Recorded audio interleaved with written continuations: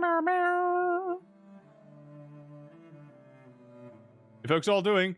Here of None here with your Mundus Minute on June 10th, 2022. ESO news, luxury merchant, and gold merchant stuff, all in a few minutes.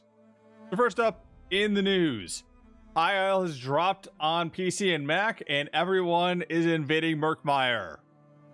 Yes, if you haven't seen it already, people are trying hand over fist to get anything out of Murkmire regarding the new lead, specifically for Oakensoul. The new lead drops out of safe boxes, and it has led to a lot of rumors going around and a lot of confusion about how the looting system works.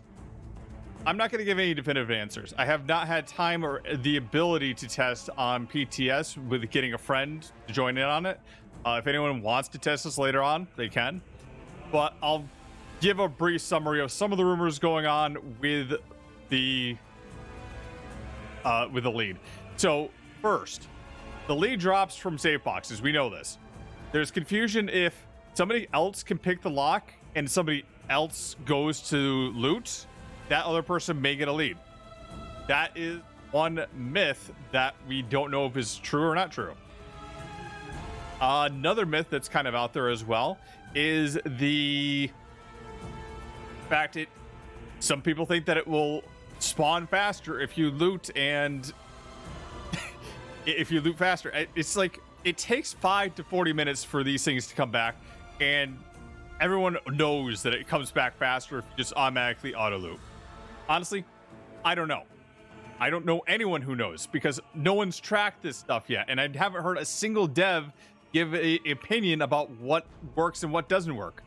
I'm going to say that for now, just do what you think is right. If you think auto looting makes it go faster, go ahead, go faster.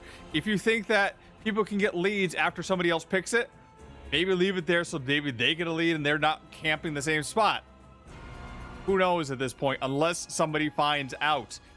If anyone's interested in taking a look on PTS to find out, hit me up. We'll go in, you pick all the locks, I'll fall right behind with the camera on.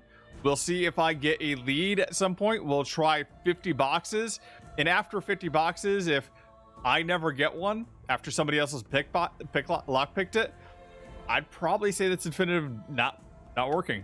The other thing I'd probably test is simply, if I lockpick it, leave it there for 50 minutes, and then loot it after 50 minutes, does the lockbox spawn right immediately? Don't know, but I think that would show that it doesn't matter if you auto loot it or you don't auto loot it. Right now, there's a lot of rumors going out there, and the real reason it really annoys me is we had the same type of rumors going around way back when with werewolves and vampire spawns. People assumed that when no moon was out, vampires would spawn. When it was a full moon, werewolves always had to spawn, and that was the special ones that would give you the lycanthropy or vampirism buff. Like, who tracks it? Who knows? I keep on hearing anecdotal evidence, like it's always a friend of a friend, or some, like my cousin's brother knows this. But have you seen this video for it? Have you seen a screenshot for it with somebody who actually has like a reputation behind them to be telling the truth? Don't know. And a lot of other streamers will say this as well. Like, a lot of us are going off of stories other people have given us, but I have not seen it on stream, so I'm going to say until somebody actually has proof of it, it could be either way. Or if a dev says it, that'd be the other issue. So anyway, that's it for that little tirade about Oakensoul lead. Also, for High Isle, if you didn't know already, there is an event on Twitch right now that if you watch an ESO streamer for 4 hours, you're going to get a couple crown crates and a motif. That's going to also change coming up shortly on the 20th for the console launch here.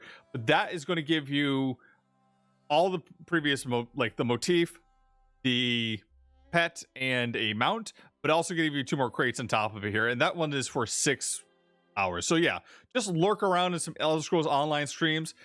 Watch us for a little bit, and you'll be getting some extra stuff in the mail. Also, if you haven't already, order High Isle. A lot of stuff is pretty good, especially the card game, which is much more addictive than anyone would have imagined. myself. All right, let's take a look at the luxury merchant and the golden merchant for this week. So this week we have a bunch of fauna. Mushrooms, plants, void flowers that kind of look like void bloom and white hostess. And then on the golden merchant this week, for 150k you can get a necklace of the vampire's cloak, which on its 5-piece gives minor protection at all times, reducing the damage you take by 5%. 7th Legion, which when you cast an ability that increases your physical or spell resistance, you gain weapon and spell damage and increase your health recovery for 15 seconds and incur once every 15 seconds. Then for 250k, Amulet of the Silver Rose, which comes out of Rose Petal Dungeon. Rose Petal, it's one of the new DLC dungeons. I apologize for not remembering it right offhand. But this one has like a long list of stuff. Honestly, it never really came off cross that great to me.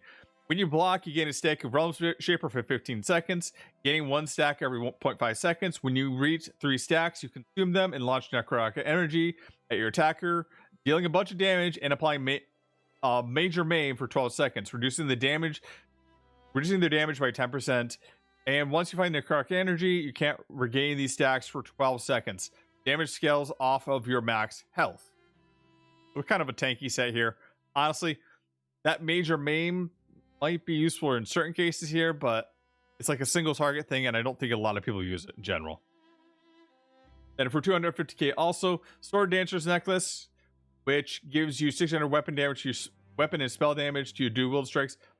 I'd probably say just get the blue version of this, and you can get this. I think this is one out of Alcur Desert, or it's the dungeon one. Either way, I would probably just get the blue one of this, because you're probably going to want to resummon this and get something like Infused instead of the Robust. Then for 100k, Spawn of Mephala or Celine's Guise. These are both easy dungeons. I'd probably say skip buying these unless you just don't want to have to run these dungeons anymore, which I can totally understand as well. Anyway, that's it for the Mundus Minute. I also want to mention that I am streaming on Twitch almost every night except for Tuesdays and Thursdays, and we're doing giveaways. Tonight, for example, we're giving away copies of High Isle. So if you want copies of it, maybe stop into streams and see if the people are doing giveaways, especially this week. Also, follow me on the YouTubes, Twitters, and Twitch at Hero of None. And hey, in the meantime, see you in Tamriel.